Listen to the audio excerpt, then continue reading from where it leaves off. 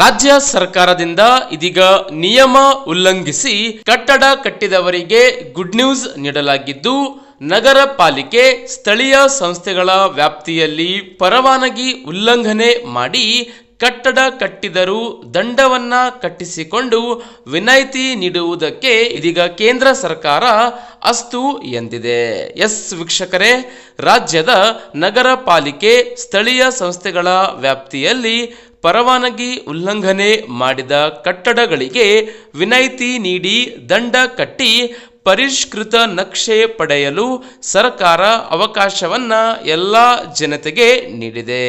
ಆದರೆ ಅದಕ್ಕಾಗಿ ನಿಯಮ ಉಲ್ಲಂಘಿಸಿ ಕಟ್ಟಡ ಕಟ್ಟಿದಂಥ ಮಾಲೀಕರು 15% ಮಿತಿಯೊಳಗೆ ನಿಯಮ ಉಲ್ಲಂಘಿಸಿದರೆ ಮಾತ್ರ ಈ ಆದೇಶವು ಅನ್ವಯ ಆಗಲಿದೆ.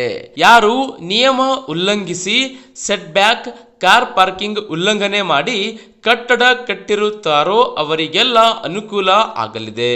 ಈ ಪರವಾನಗಿ ಉಲ್ಲಂಘಿಸಿ ಕಟ್ಟಡಗಳಿಗೆ ವಿನಾಯಿತಿ ನೀಡಲು ಪಟ್ಟಣ ಪಂಚಾಯಿತಿ, ಪುರಸಭೆ, ನಗರಸಭೆ ಮತ್ತು ಮಹಾನಗರ ಪಾಲಿಕೆ ವ್ಯಾಪ್ತಿಯಲ್ಲಿ ಈ ಕೆಳಗಿನಂತೆ ದಂಡ ನಿಗದಿಪಡಿಸಲಾಗಿದೆ. ಈ ಆದೇಶವು 15% ಮಿತಿಯೊಳಗೆ ನಿಯಮ ಉಲ್ಲಂಘಿಸಿ ಕಟ್ಟಿದಂತಹ ಕಟ್ಟಡಗಳಿಗೆ ಮಾತ್ರವೇ ಅನ್ವಯವಾಗಲಿದೆ.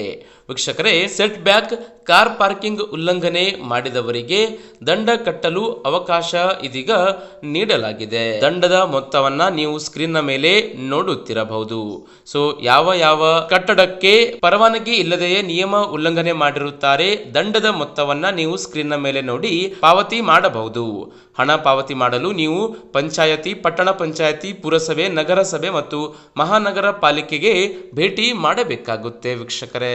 ಹೀಗಾಗಿ ಎಲ್ಲರಿಗೂ ಈ ವಿಡಿಯೋ, ಈ ಮಾಹಿತಿಯನ್ನ ವಾಟ್ಸಪ್, ಫೇಸ್ಬುಕ್ ಮೂಲಕ ಶೇರ್ ಮಾಡಿ ಚಾನಲ್ ಅನ್ನು ಸಬ್ಸ್ಕ್ರೈಬ್ ಮಾಡಿಕೊಳ್ಳಿ.